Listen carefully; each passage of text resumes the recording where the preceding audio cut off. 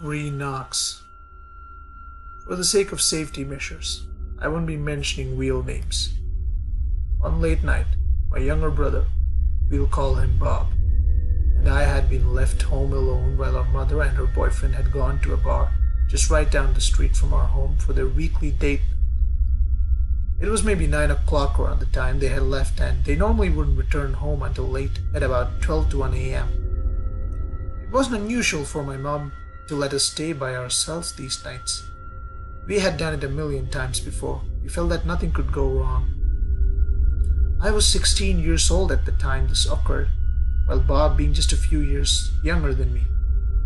As we were home alone in the living room, we thought it'd be worth it to go through the house looking for my older sister's stash, who had been staying the night at a friend's house. We looked everywhere, upstairs, downstairs, everywhere from the bathroom cabinets to the drawers in the garage.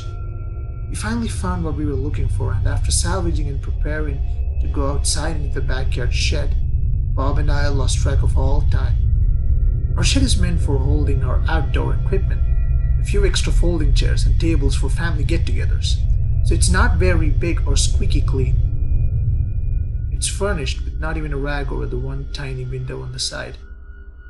With my brother and I being lightweights, Bob and I had almost lost sense of reality as we sat in the illy lit room, getting caught up in each inside joke, good song, and every reckless swear word we said. Each passed back and forth, ever so often glancing at the pitch darkness outside the window. Something had happened that snapped us back into the present moment. In the middle of loud music and overlapping laughter came three heart-stopping knocks on the door of the shed. We knew we were home alone and it was too early in the night for our mom to be home already. So we just froze in fear, looking at each other, waiting for one of us to come up with an excuse as to what just happened. I could see the genuine fear and confusion in my brother's face as we stood there for what felt like hours, waiting for something else to happen, fearing that some crazed murderer was waiting for us on the other side of the door. We barricaded in front of it, turning off the lights and locking it from the inside as we quickly armed ourselves with things just out of arm's reach.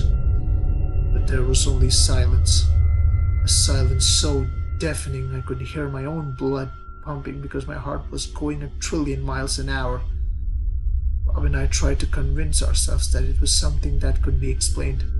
Maybe one of our siblings came home and heard us being loud and decided to scare us.